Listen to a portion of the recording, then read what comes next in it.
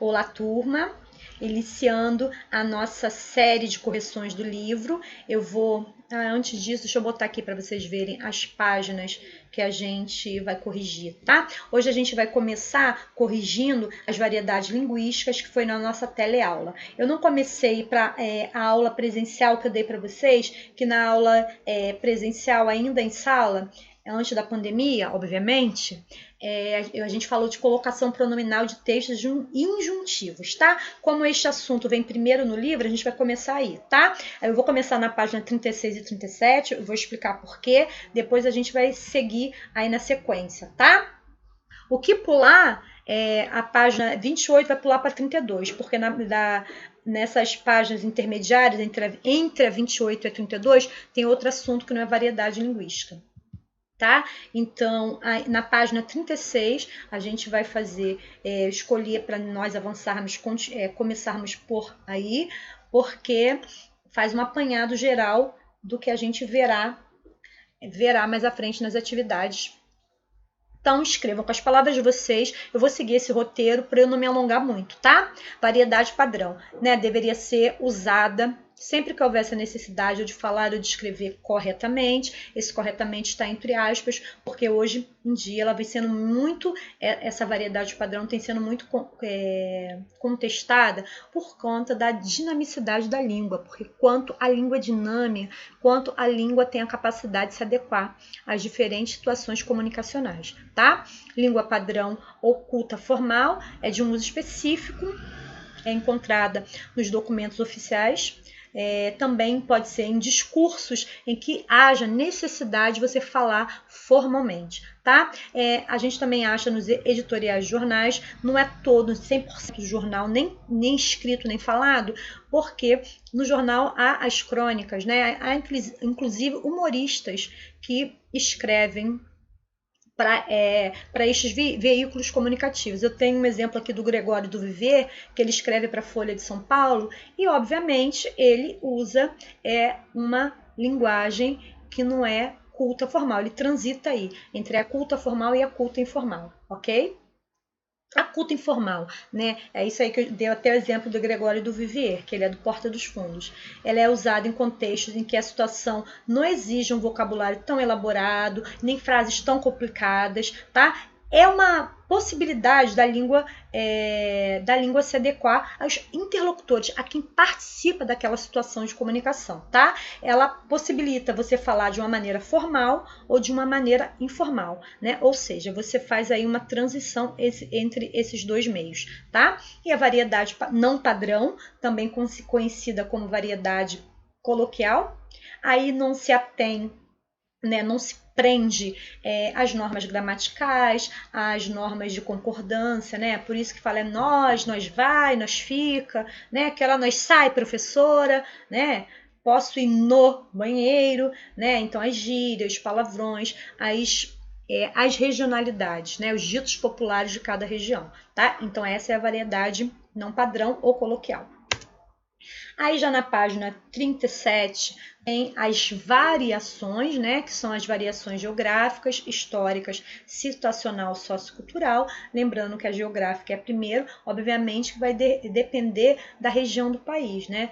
Tem regiões do país que conhece como aquele legume maravilhoso, né, que é tão difundido em todas as regiões do Brasil, como a aipim, aquela raiz, né, como a aipim, como mandioca, como macaxeira, né? Então vai depender aí da região do país como que é falado esse tipo de legume, como é conhecido, mas não só esse tipo de legume, alguma expressão, né, que é bem distinto dependendo de região para região, né? Isso acontece porque o nosso país é super rico, né? Apesar de todos os problemas, é um país super rico culturalmente e também de dimensões, né, continentais. É um país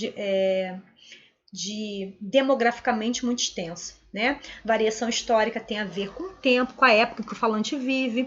A gente pensa, né, nas pessoas mais velhas, né? Os idosos, né? Os idosos que falam diferente, né, dos adolescentes, né, algumas expressões que ficaram, vamos dizer, defasadas, que as pessoas não utilizam tanto, né? Então, essa é a variação histórica. Tem a variação situacional, que vai depender do contexto. Ou seja, eu preciso escrever um texto para a escola, eu preciso falar com os meus amigos, então vai depender da situação que eu estou, tá? É a língua utilizada de diversas maneiras, adequada a diferentes circunstâncias, diferentes situações, tá?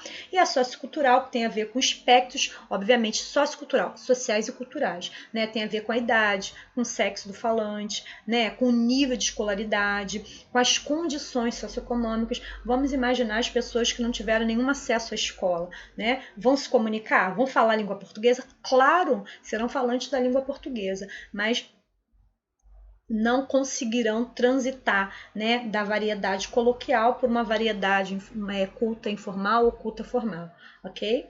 Então, para a gente prosseguir, aí a gente vai voltar, acho que na página 26, deixa eu só confirmar aqui no livro, página 26, que está pedindo, são diversos textos aí, né? São 5 textos que nós leremos e a gente vai ver qual variação predomina neles. Porque num texto, gente, pode ter mais de uma variação, né? Mas a gente quer ver o que predomina, ou seja, é que tem na sua maioria. Eu vou ler aqui do livro, porque fica melhor para mim, tá? Senhor, posto que o capitão mor desta vossa frota, e assim outros capitães, escrevo a vossa alteza, a nova do achamento dessa vossa terra nova, que ora nesta navegação se achou, não deixarei também de dar disso minha conta a vossa alteza, assim como eu melhor puder, ainda que, para o bem contar e falar, o saiba pior que todos fazer. Tome vossa alteza, porém, minha ignorância por boa vontade, e creia bem por certo que, para aformosear nem afear, não porei aqui mais do que aquilo que vi e me pareceu. Da marinhagem em singraduras do caminho, não darei aqui conta a vossa alteza, porque o não saberei fazer, e os pilotos devem ter esse cuidado. Então a gente viu. Se a gente tentar identificar a época, a gente fala da terra de achamento, né? A gente vê aí quando ele fala da frota, vossa alteza. Então a gente vê aí que esta foi uma carta do achamento do Brasil, né? Então, obviamente, este texto predomina a variação histórica, né? Olha quantas palavras já não ficaram obsoletas na nossa língua. Aformosear, formoso, né? Nem usa, né? Aformosear nem formoso, bonito, belo, bacana, né? Nem afear, né? A gente não fala desta maneira mais, né? Feio. Claro que você pode falar, óbvio, né? Mas determinadas palavras ficaram anacrônicas, né? Ficaram velhas, entre aspas. Então aí a variação histórica, tá? Então ainda na página 26 tem o mate de João Cardoso. A la fresca que demorou a tal fitada, você reparou? Quando nos apeamos era o pino do meio-dia, e são 3 horas largas. Cá para mim, esta gente esperou que as franguinhas se puserem galinhas, e depois botassem, para depois apanharem os ovos, e só então bater esta fritada encantada, que vai nos atrasar a troteada, obra de 2 léguas de beiço. Isto até faz-me lembrar um caso. Você nunca ouviu falar de João Cardoso? Não? É pena.